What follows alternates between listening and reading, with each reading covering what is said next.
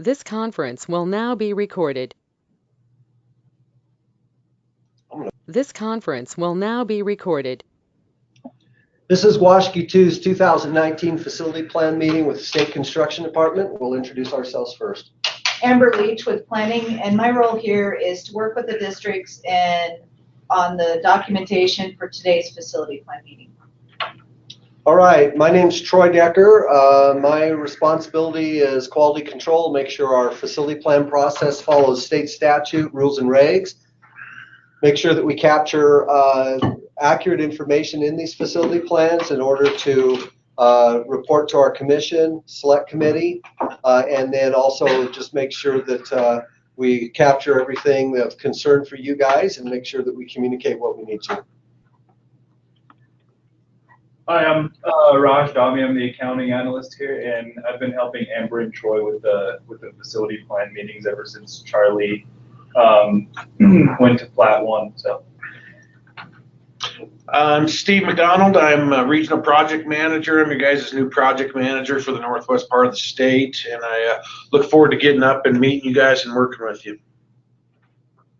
I'm Paul Severson. I provide leadership, coordination, and calibration to the project management team so that we can provide consistent services to all 48 districts. I'm here supporting Steve today.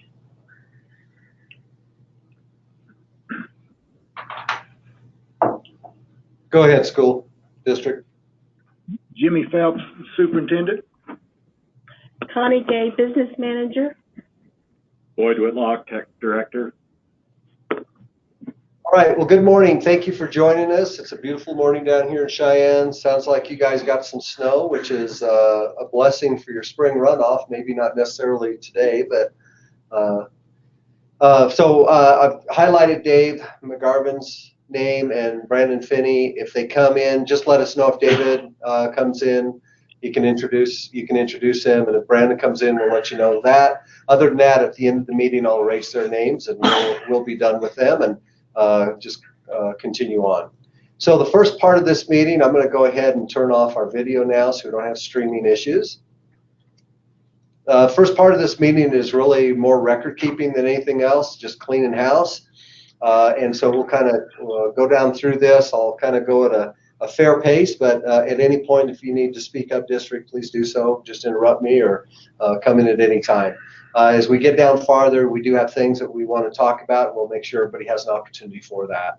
One of the things we've improved on in the last couple of years is that Charlie was using the county GIS sites for just making sure we have accurate records of acreages and confirmation through the counties of those acreages, and that stands also for your buildings as well and properties.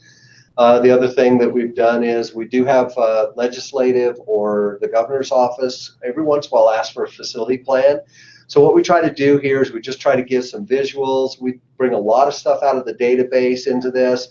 So that if someone gets a hold of this plan and wants to, in 10 minutes, know pretty well what's up in your district on a facility side, they can read this and have a pretty good understanding of where you guys have been, where you're at in facilities.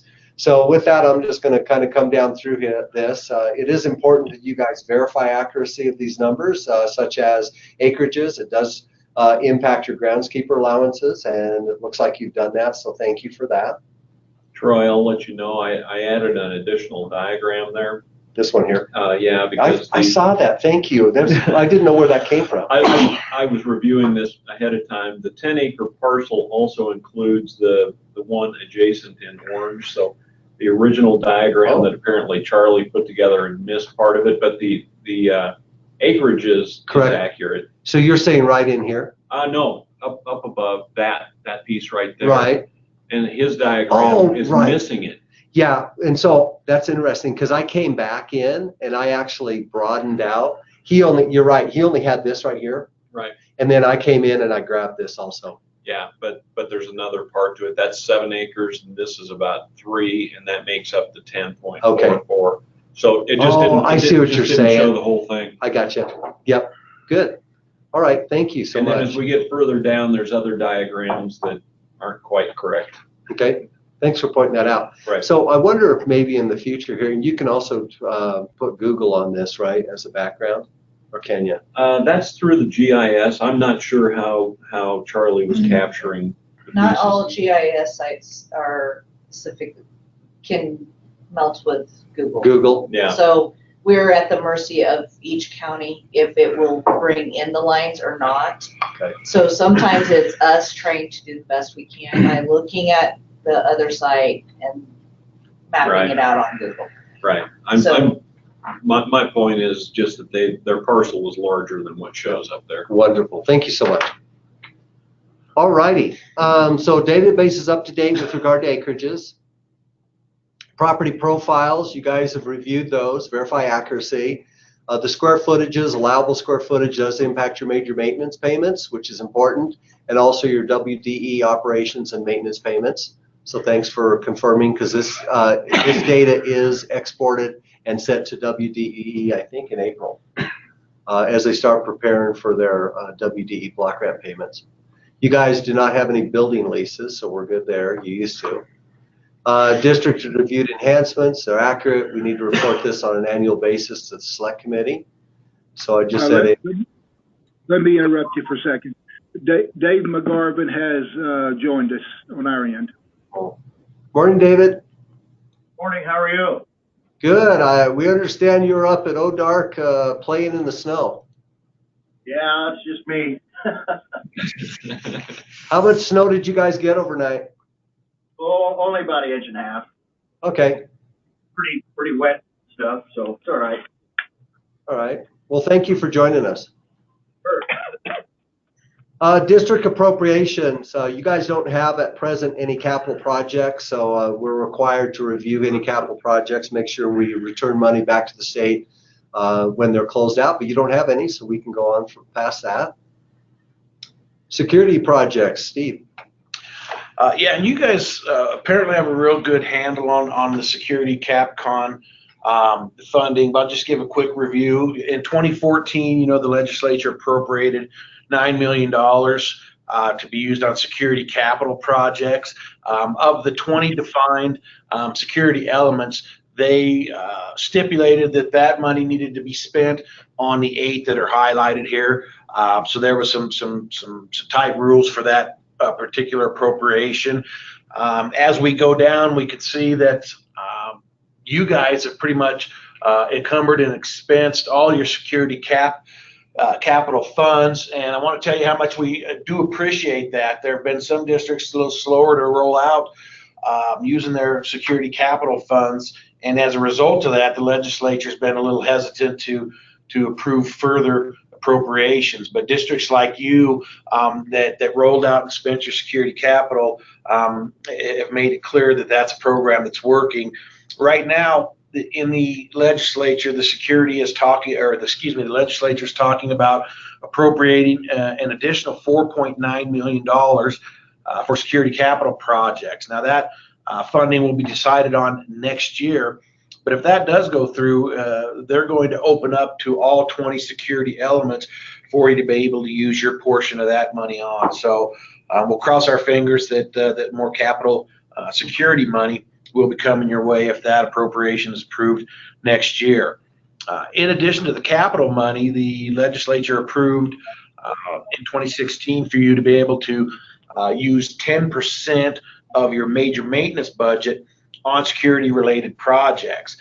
Again, this money's kind of freed up. It doesn't follow regular major maintenance rules because you're able to add new things with this money, and it can be really spent on any security needs that you identify. We see that Jeff spent a little bit of that. The main thing we want to key on here is that it doesn't appear that appropriation or that rule is going to be extended beyond what it is right now. What that means to you is we got to work together and be real careful with your remaining 10% security balance. We do not want to spend those particular funds because there's no guarantee of back funding in the future. So right now your balance is what it is, and we can work to do some other things with that. But again, just to be real careful, we don't want to overspend what we have there in the 10% security funds. I'll kind of close just letting you know that there are other opportunities out there for districts to go after grants. And we understand that the Homeland Security has some grants, Department of Justice has some grants. You guys are kind of on your own to go search those and apply for those. Did want to let you know that they are out there. Some districts have got some real nice grants and been able to do some real good things with those grants. So I just wanted you to be aware of that. And again, state that we appreciate you guys taking advantage of your security capital money early on in the game. And we actually did that a few years ago. We got one of those Homeland Security grants and made use of that for cameras. And very nice. Did you mention on that 4.95 that it would Be all 20. all 20? Yeah. Okay, Yeah. good. You guys understood that? yes. Okay, wonderful. All right, anything else, district? You want to talk about security? I think we covered it, but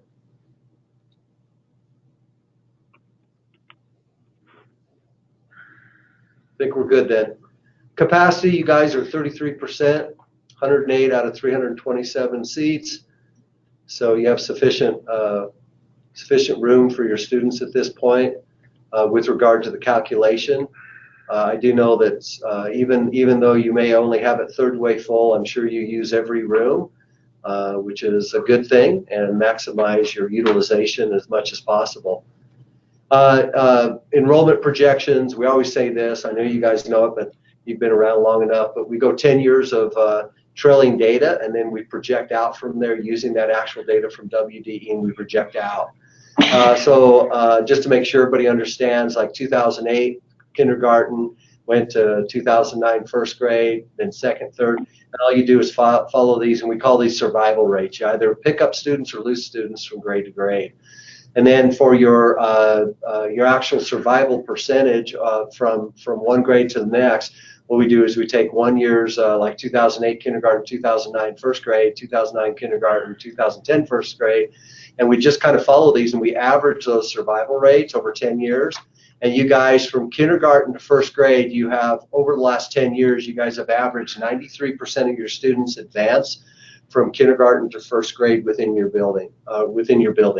And a lot of times that is attributable to the fact that maybe some of your kindergarten students aren't ready to advance to first grade, and so you may hold them another year, or that you do have migration out of the district between those two grades. Any comment on that? No. Okay. And then you guys in first grade, you have 102 survival rate. You actually pick up a bunch of from first to second. You pick up a bunch of students, but from second on, you guys are looking pretty good. Your junior high years, you guys do drop off in your junior high years quite a bit. I mean, you know, of course, it's smaller numbers, so it's not. You might lose a student or two on average per year in these two grades, but then you pick them back up in your freshman year, your sophomore year, you have 100% survival. You kind of drop down your junior year, and then you have 136% survival rate, which means you're picking up some students that last senior year. Are you guys getting maybe some seniors or juniors that are coming their last year to 10 slip out of Worland, or what explains that? We do it occasionally, but I think that we're just so small that these are statistically insignificant. You know, you get a couple of kids in one grade, and all of a sudden it really throws the percentages out. So I'm not sure how statistically significant those numbers are. Well, that's a really good point, because you know, when you look at I mean, this shows that if trends continued, you guys be up 150 students in 2028, which I'm sure you guys would be doing a celebration dance if that were true. And you guys are kind of an agricultural community somewhat, and the fact is that these are just mathematical computations. And the fact is, when you look at your overall numbers, you guys are pretty stable from year to year, and we wouldn't anticipate you going down too much or up too much, and it's probably based more on birth rates than anything else. Yeah, you're probably right. Okay. that's just like we had a family buy a ranch here this year, and they moved $4 into secondary. All of a sudden 4 kids would be a pretty significant percentage for us. 1%. Oh yeah, it's a boom. Well, congratulations, man. That's a significant amount of students for you guys. Oh, but I'm saying that's just an example. We have, we've got other kids, quite a few other kids that's moved in and some that's moved out. So it's hard to make projections by those numbers. Statewide, as you well know, we put together a capacity list each year. We have high capacity, medium capacity, and low capacity. High capacity is above 100%. Medium is between 90 and 95, or 95 and 100, and low is 90 to 95.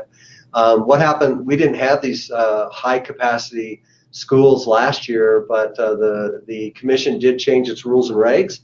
And they were up at 25 students per classroom, up to 25 students if the classrooms held it, for all classes K through 6, and they went back to K through 3 as a restricted capacity of 16. So we had quite a few elementary configurations in districts jump up. So that's what made the difference on this. So just so you know. So there are districts, according to the methodology, that do have capacity needs across the state. So I just said that district, you have sufficient capacities this time for your enrolled students. Charter school, you don't have one, so we can just mark that as such. Condition, you're very familiar with the condition assessment, so I don't need to say a lot there. You guys have been around a while. And then we always just show the first page out of about 400 educational buildings. You guys are not on that first page, but the top 30 or so. Actually, they're Masonic buildings, the second represent this. Yeah, we're going to have a talk about that in just a moment. And thank you for correcting that. I was talking about the K-12 building. Yes, your Masonic building is number 2 on this. And we'll be talking about that in just a moment. And then down here, support buildings. State statute requires the commission to prioritize capital project requests for educational buildings before it does support buildings. Because of the lack of funding being provided through the legislature, we don't know exactly what the long-term outlook is for support buildings with regard to capital requests. So right now, major maintenance is what districts have to spend on it, on these buildings, and just like you guys, is the same way you have major maintenance spent on those. We don't know when we're going to be able to justify any capital requests for support buildings in the future. We'll just kind of play that by ear and listen to the legislature and see what they're going to do. Again, Steve correctly pointed out your Masonic Temple is a 0.51, your 10 sleep is a 0.17. And we struggled over this several years ago on educational suitability, and our director and administrator, and we actually reassessed this and confirmed numbers. And then your bus barn is in good shape. And then I just said see notes on Masonic Lodge below following the component project section. So if we can just wait just a few minutes, we'll have a very good discussion on that as well. Any other comments on your actual buildings and their scores and the way you guys are taking care of them?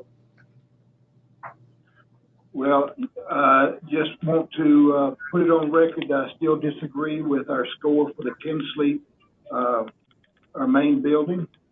I'm not. I wasn't pleased with the reevaluation. I felt like that the reevaluation should have been done by someone other than the one who was used to do it originally, because they had a vested interest in saying that they were correct. Because if they had said they were incorrect, it would have put their whole everything everywhere would have been questionable. So if we were going to do a true reevaluation, it should have been an independent person to come in and reevaluate. So I still do not agree with that number, but that's not I don't have the control to say that, but I just want you to know that I still do not agree with that number. Okay, thank you. Noted.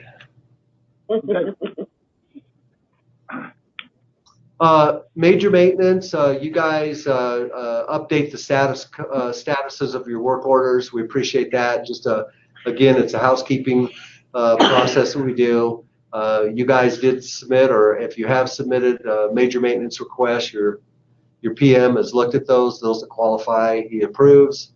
Thank you for doing that. Here's your balances basically based on the 680 last after June 30th. And we already talked about your 10% securities. A lot of districts are being pretty careful with that because your 10% security money does not have to qualify for the major maintenance definition, whereas everything else does. We know that 10% enhancement monies can be spent on things that normally would not be spent on, such as teacherages, I don't know, field lights for your sports field or whatever. And of course, your project manager works with you with that to make sure that those are applied appropriately. Your balance as of last year isn't huge, but you guys have about $300,000 as of June 30th. I'm sure you guys have spent some money since then.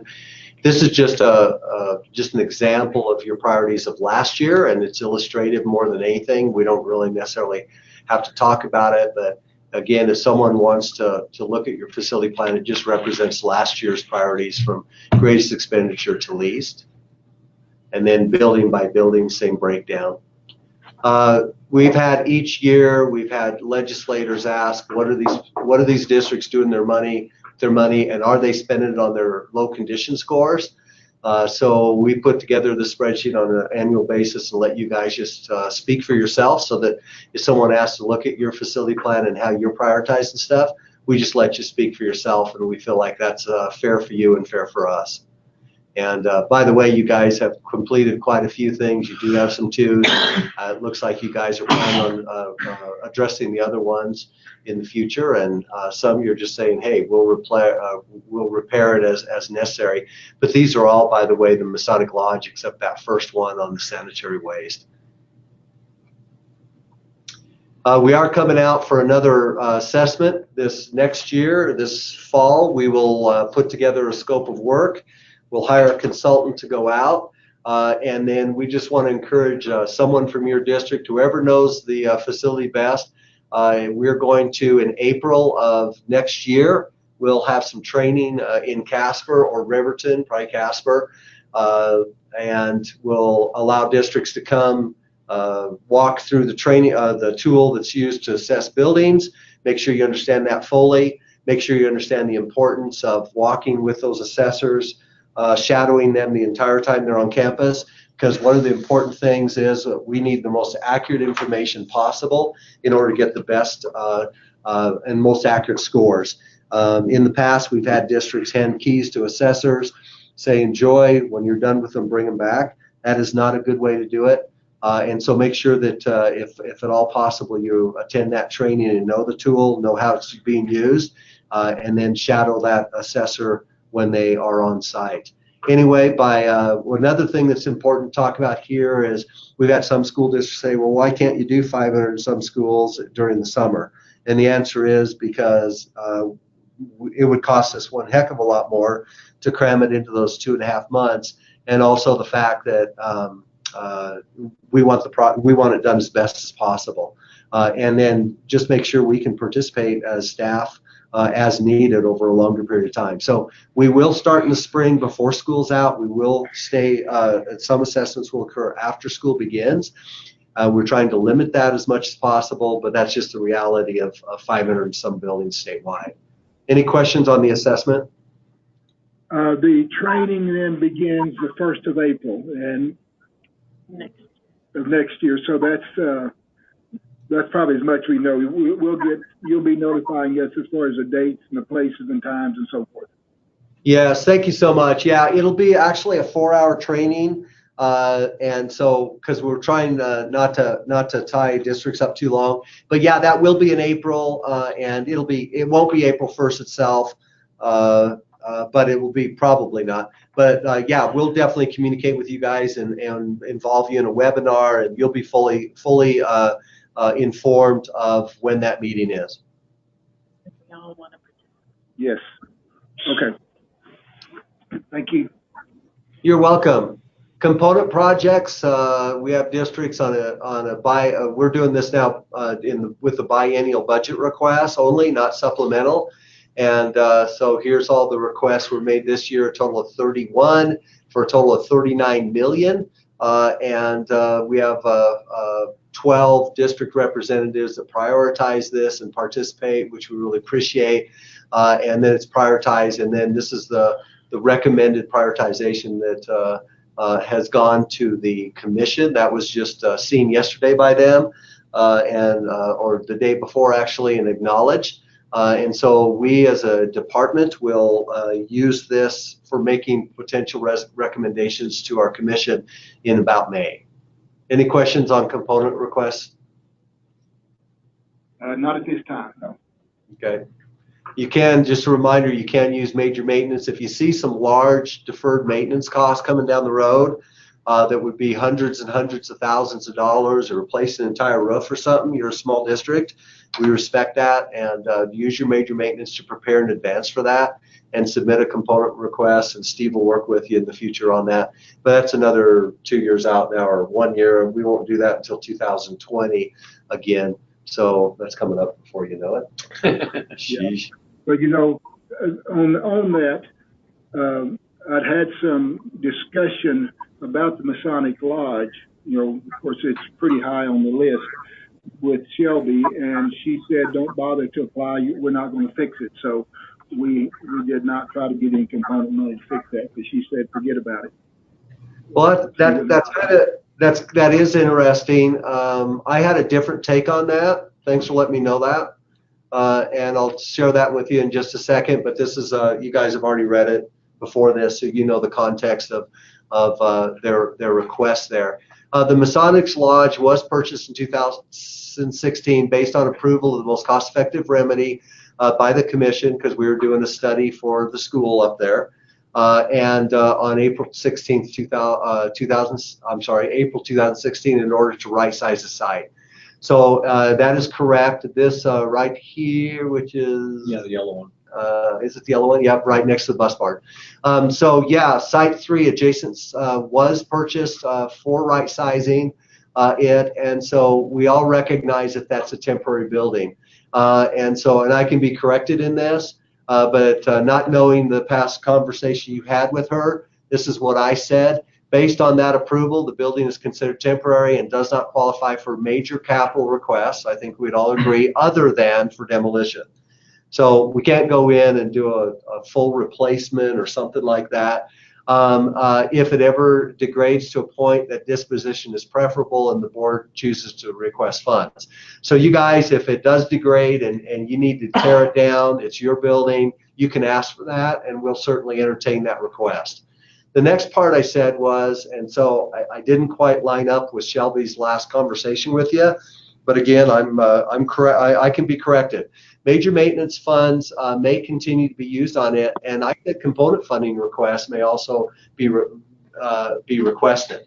And the reason I said that is because if it qualifies for major maintenance to take care of, definitionally, according to our methodology, it qualifies for component requests. So that's kind of where I stood, simply from the definition. Any comments on that, staff? Well, I actually had two conversations with Shelby about it. First, she originally had told me that it would qualify for component, and that it was very high on the list. And then in a subsequent conversation, she said that because of the amount of money that was projected it would cost to do it, that it'd been decided it would not be approved, and so there was no need to even consider it. So you're talking about a very specific request that she was talking about, not in general, but a very specific request you guys were thinking about making. Is that correct? Yes, because she's the one who first brought it to me that we could get component money for it, that it would qualify, and then she came back and said it would not. So I'm just telling you what I was told, and so we might have already applied for some component money for it, but because of that last conversation, We just had to forget about it. Okay, so it was very project specific.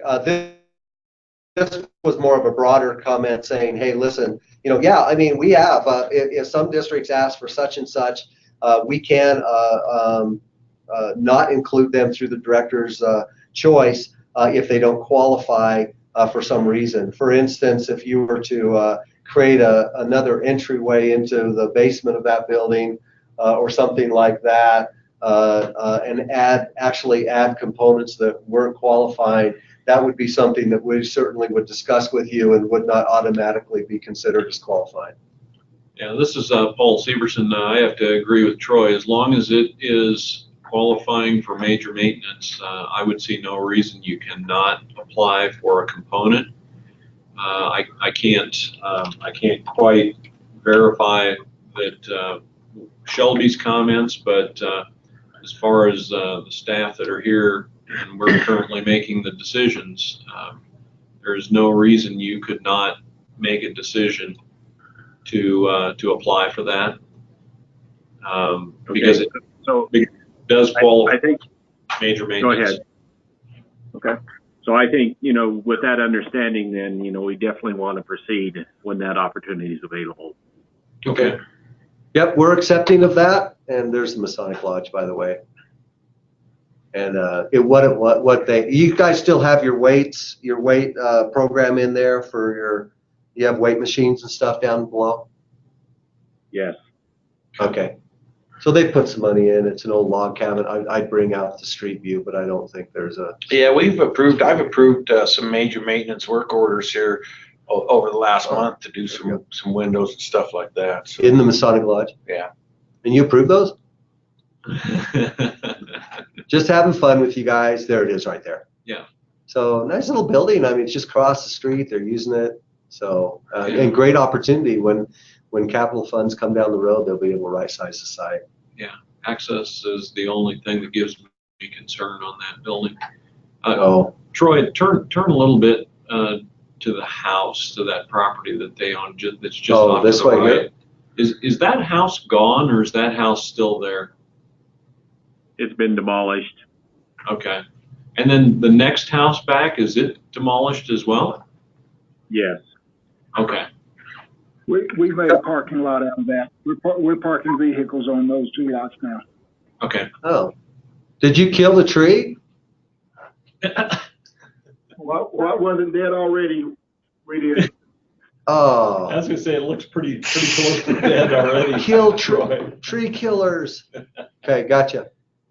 And if you flip back to that Masonic Hall, that has looked significantly different than it did in that Google image. That has all been cleaned up. The logs have been cleaned up, restained, and so forth. Structurally, I mean, it's about the same, but the visual aspects of it have been really improved. We corn blasted the logs last summer, restained it, put a new roof on it. As far as the shingles are all been taken off, we have a metal roof on it now. There's an entrance from the south side, double entrance going into the basement where our weight room is. It's got with a patio in front on this south side. So right where that pickup is, there's a sidewalk that goes all the way with a new entrance on that to that weight room. Okay. Wow. Now, when I was out there, it seems like in the street between the school and the Masonic Lodge, they were bursting in new sewer lines. Isn't that correct? Or am I remembering that wrong? That's correct. Yeah. Okay. The town put a new sewer line in under there. Yeah. Okay. There's Jimmy's office, isn't it? One of these, that one? Absolutely. Right there is exactly, we're right inside that window right now. Wave to us. We're standing at the window waving at you. We can't see you. Okay. Great. Good discussion. Thank you, guys. All right. So to request, the next opportunity for request component funding, by the way, is 2020. I think I told you that. For the next final budget, we're done with this one. So with regard to possible requests. And there Okay. was one other item that we had listed up there, our heating controls as far as component level money request. I didn't see that. Antiquated heating system and Oh. controls in the main building. Yeah, and when we were there, they walked us through that, and they are antiquated. It's a polite way to put it. Okay. Yep. Go for it. Okay. Was this that portion? But the only issue with that is that's, for whatever reason, that was not listed as a 2, even as the condition of those systems are so bad and repair parts are unable to be purchased. They still did not rate those as a 2 on the low condition. I share your puzzlement at that not being a 2, because it was, as you walked me through there, that was actually quite a conglomeration of elements that make up your controls, and so that one puzzles me as well. Well, I think it's fair to say on the next assessment, you'll make sure it's clear and understood the condition of that, right? Obviously. All 3 of you. Okay. Any other? I think that's good. Good conversation. Anything else on that portion, guys? I think we've pretty well wrapped it up. No, that's good. Okay, this is like the microscopic writing here. Last year we started kind of reviewing legislative session, bills going through. So we'll kind of talk about that a little. This was updated last Friday, and as you well know, the way the legislature goes, some of this stuff has already been changed. So this is kind of dated, but we only have so much time in the day to keep up, but anybody facility plans next week will use this Friday's information, and things go fast in the legislature. If it's red, it's dead. If it's green, it's still alive. And if it's gray, we have no idea. So on this one then, there's a House Bill 52, Public Works and Contracts, and basically just says that when architects are writing specifications or products, they need to write those specifications in mind availability of Wyoming resident suppliers in order to meet those product needs. So what the legislature is really saying is that we have Wyoming money and we want Wyoming money to stay in Wyoming as much as possible. So that is part of that House Bill 52. So kind of monitor that as you go. We do know that you guys through WAS02 and stuff, they have a fantastic, we know that you have resources to track the legislative action through bills for education. And so we're just talking about, and some of these are mentioned in that. We're just talking about purely the ones that have to do with facilities. So you may already know information on it. House Bill 65, procurement amendments. What this is about basically is we had all kinds of different, like for municipalities and counties and government agencies and school districts, we had all these different statutes with procurement, and they weren't all lining up. And so now the effort here is to line them all up so that everybody is working off the same statutory language for procurement. And then also to update like bonding, update the limitation of when does a district have to go out and get 3 competitive, not bids, but proposals, and when do you have to go out and advertise, and how long do you have to advertise. So this bill covers all that. We'll see what the final version of that is, but that is House Bill 65. But Troy, is that where they've moved school districts up to be part of this procurement piece and then left the community colleges and University of Wyoming as exempt? Because I think the Senate file bill is a little bit different. It leaves the school districts down as an exempt. Yeah, you know what? I haven't looked at this one since last week, and I know things have changed in it. So I apologize. Brandon normally does this, but he's down at the legislature. So, but Okay. I do know that things have changed multiple times in that.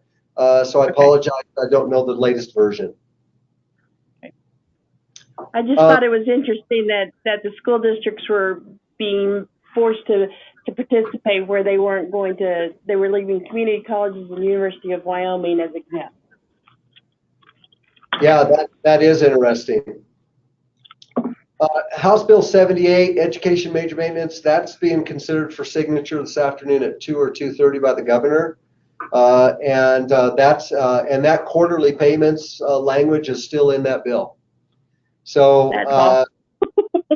yeah, I mean, it's tough on districts. If you've kind of spent down your major maintenance, it's going to basically potentially force you to postpone some major maintenance stuff until the following year. You might have to delay one more year for certain remedies because of you're going to have to wait for that full major maintenance, 100% of it to come in over 1 year period. And we've been talked to a lot from school districts, and we just keep telling them that I mean, we're just like you, right? We can't go to bat for you. What do you call it again? Lobby. Lobby. Yeah, we as a state agency, we can't lobby on your behalf. That's not our role. However, when the legislature or legislators or committees ask us for our opinion, we give it. But that's only when asked, and specific questions get specific answers. So just let you know, we're fully aware of the impact on this. That has been communicated, but the legislature is going to do what the legislature does, and we respect that as an agency. The next one, House Bill 79, school finance interfund loans. It's just basically being able to transfer monies from one account to another in order to proactively meet the needs. Sometimes there are expenditure needs in state coffers that are ahead of appropriations, and so sometimes they borrow from Paul to pay Peter, and then they send it back to Paul when Peter's been reimbursed or revenued or whatever you call it. Let's see, next one's out. House Bill 94, construction contracts, indemnity provisions. I think you explained this one last time. Paul, why don't you take a shot at that one? Well, basically what it is it's trying to restrict the ability to indemnify people who are doing work. And this is a benefit to both the district and the state. So basically it's intended to take responsibility and let it remain where it should remain and not allow it to be waived. It's just basically a cleanup. And then how about this contractor's final payment also? Yeah, the contractor's final payment, this was sponsored from some of the contractors associations. And what it's trying to do is it's trying to prevent protracted periods of time that retainage can be withheld. There has to be cause shown for withholding it. It can't just be withheld without cause. And all this is the attempt to try to get payment to contractors in a more timely manner. There have been some examples of protracted periods of time where contractors haven't been paid and there's been absolutely nothing to back that up. So it's just to help the contractors. Thank you. Wyoming Underground Facilities Notification Act. I think people don't call for locating utility lines as often as they should, and I think this is kind of up in the ante to make sure that there's some kind of motivation there from a financial point of view or a retribution point of view with regard to them, motivating them to do so before they start digging. County Zoning Authority, this is kind of interesting, and it doesn't apply to you directly, but it's in Teton County. There was a private school, bought a piece of land, wanted to build a school on it, and the county held their feet to the fire or to the coals with regard. They applied the same building codes and requirements, zoning responsibilities or requirements as they would any other private company or individual who wanted to do something on that land. But someone got the ear of a legislator, and this is now in bill form. We'll see where it goes, but it basically allows that if it goes through, it allow private schools to fall under the same zoning requirements for public schools, and so would free them up to do more on their limited piece of land than what they could have separate from if they would have still been held to the same standards as private corporations or private individuals. Government contract labor or organization. I don't know anything about that. I don't know anything about that. Public records, there's a bit of push that if there, and you guys, I know you have public record requests. And this thing's gone everywhere from we're going to throw you into prison and fine you $10,000 to maybe not so severe penalties. But public records, I think the legislature's trying to make sure that if their public records requests are out there, that there is due diligence to get those out in a timely manner and to make sure that the public has access to those records. So you might want to follow that one in its final version. That's Senate File 57. School safety and security, I know you guys are familiar with that one. WDE in consultation with Homeland Security, AG's office, State Fire Marshal's office, and the State Construction Department is basically tasked, if that goes through, with putting and creating school safety and security guidelines. And that'll trickle down to you guys, and I'm sure you're probably a lot more familiar with that than we are at this point. Professional service procurement, this is interesting. You know, we've done quite a bit of qualifications-based procurement of design professionals and consultants. Basically, this one, resident firms, architects, engineers are required to have a physical office in Wyoming, and 50% of the contract shall be done with staff and contractors employed in Wyoming. Again, the state wants, with its money, to keep as much money in state as possible.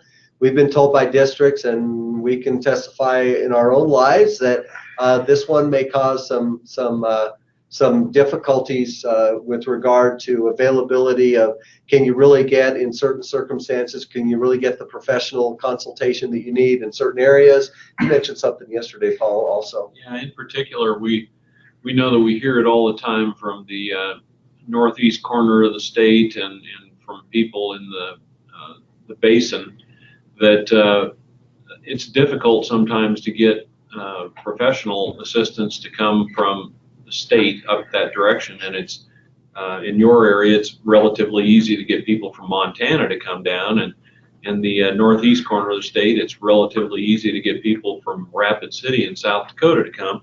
And they're a little worried if they're going to lose that ability to get professionals that are willing to come, and that's where the concern is laying, that not necessarily will districts have the ability to get somebody quite easily to do their work just because they physically don't reside in the state of Wyoming.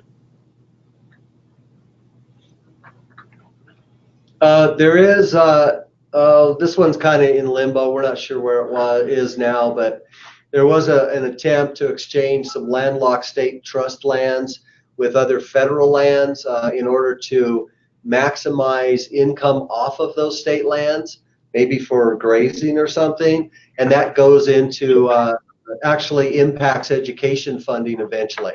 So they're trying to do something with regard to that, just to basically get more revenue for schools. State capital construction, there are like, well, this one particularly, you guys know that several years ago, 3 years ago now, whatever, the school facilities division, or I guess it was department at that time, was merged with the construction management, which is the state buildings. And then we were formed into the state construction department. And then the CM side of the house, the construction management, would work through the State Building Commission, which is chaired by the governor, and they would make their requests via that commission and then up through the Joint Appropriations Committee and so on. We always go to our School Facilities Commission, and then from School Facilities Commission, they report to the Select Committee.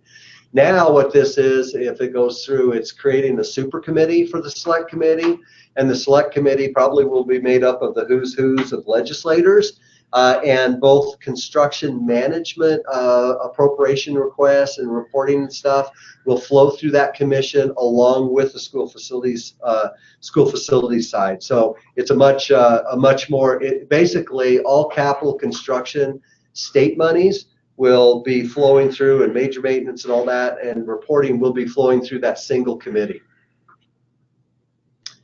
There's about 3 here, red's dead. And then the last thing is that's kind of interesting, and I might not even be up to date on this one, but there were surviving one House bill for appropriations and one Senate file bill for appropriations, and I think now they're within the budget bill now as a whole, or I'm not sure. It's in conference, and they really aren't reporting exactly what's happening in conference. So we don't really have insight into what's happening on the coordination between those two bills. The only information we have that we know of for sure is that we asked for this, and so far it has survived. There is a satellite high school in Sweetwater 1 to supplement their capacity at the high school there. The John C. Schiffer Alternative School up in Sheridan was asked for $8 million. Reappropriation, there were 3 modulars over in Commerce 1 near Douglas. Those projects were completed for rural modulars, and there was some leftover money from those 3 projects, so they asked if they could get a reappropriation of that money to address a 4th modular that has like mice infestation, stuff like that. So that doesn't cost the state any more money. It's just moving money from 3 projects to 1. We are responsible to request monies for charter school leases. So we have 2 of those, one in Albany County, a Montessori charter school, and then PASS, which is a charter school here in Laramie 1, Cheyenne. And then we always ask for unanticipated funds associated with capital requests, so that if something weird comes up, the commission's able to respond to that and provide a little more money if necessary. Already talked about, Steve talked about the $4.95 million for security projects, and don't know exactly how that split's going to be, but it's probably going to be the same as I don't know.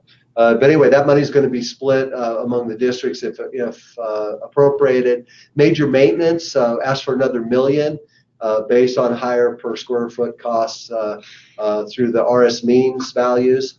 And that's about where those requests are at this point that we know of. So with that, any other, and that may be more than what you guys wanted to know, but we tried to cover it. Any other comments on legislative bills? I don't think so, but thank you for going through those. Though it does help to review them.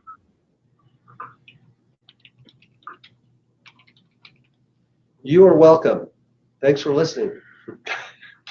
Biennial budget requests. So I made an assumption here, and tell me if I'm right, school district, looking at your capacity at 33%, looking at your building scores, stuff, and we're only talking about major capital requests here, not component requests. Of course, we've already gone through that, but I said the district has no capital requests for the 2021-22 biennial budget. Is that correct?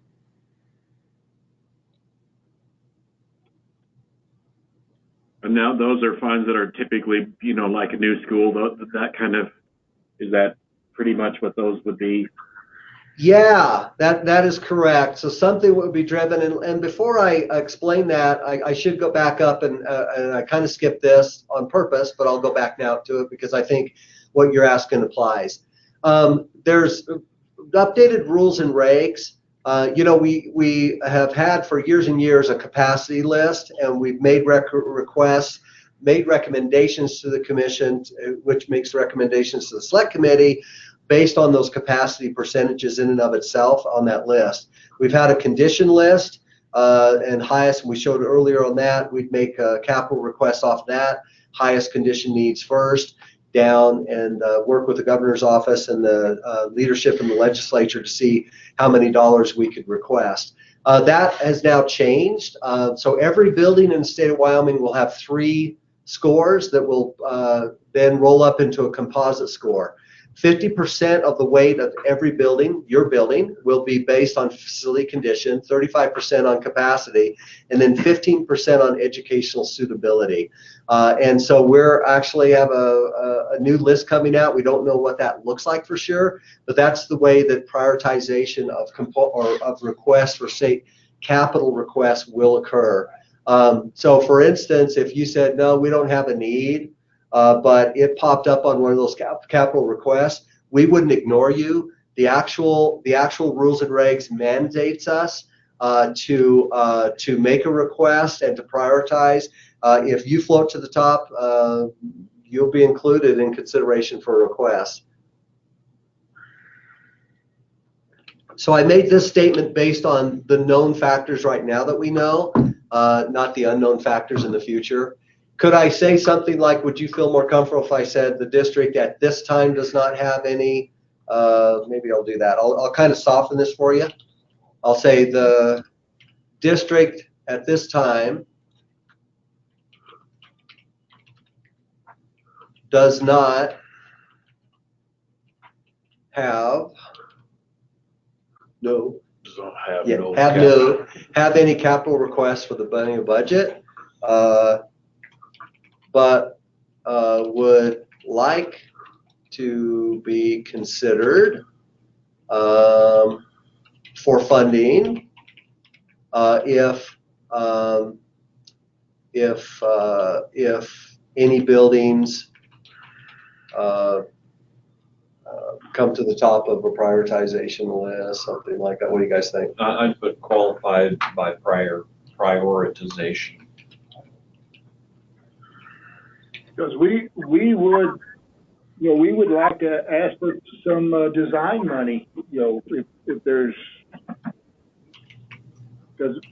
because as I told you, I don't agree with your number for the condition of the building, and we had the land purchase for the new facilities, and based upon you guys' number and where we land, the new building is about 20 years away. I don't think we have quite reached that conclusion from our end. And so when money becomes available at the state level, we will be requesting design money for a new building. So are you saying design funds or planning funds to plan for the new project? We've already gone through a most cost-effective remedy in the conditions. Yep. Okay. So it'd be design. So I guess we got that approval done. Okay. So Troy, the assessment team that's coming this next year, is it the same company that we used before? We don't know. We don't know. We put it out on the street, and just like you, we have to get competitive submittals for responses to an RFQ or RFP.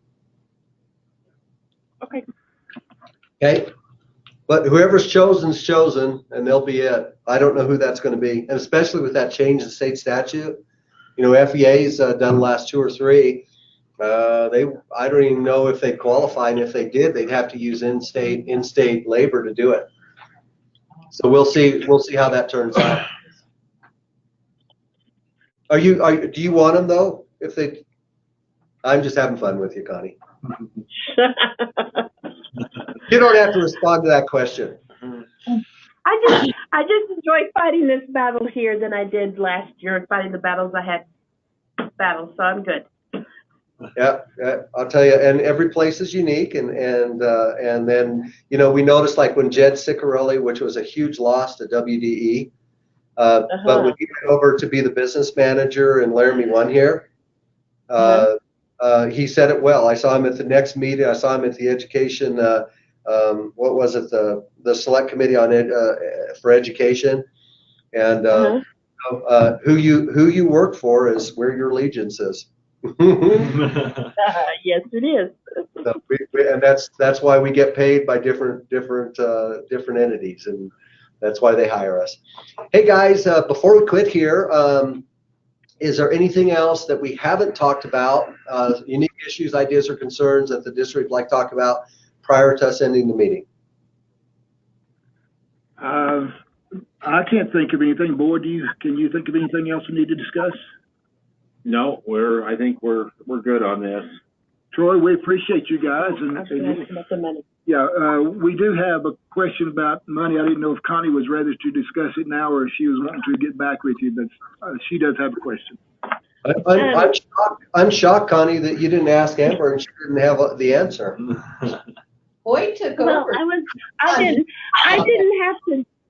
have to do this document. Boyd did, so I didn't have as much participation, which I was very thankful for. But it just looks a little off, and so I want to come back with those numbers because I'm thinking we have a little over $400,000 in money left, and so I just need to do some research on that. But I didn't know what was the date of this money balance.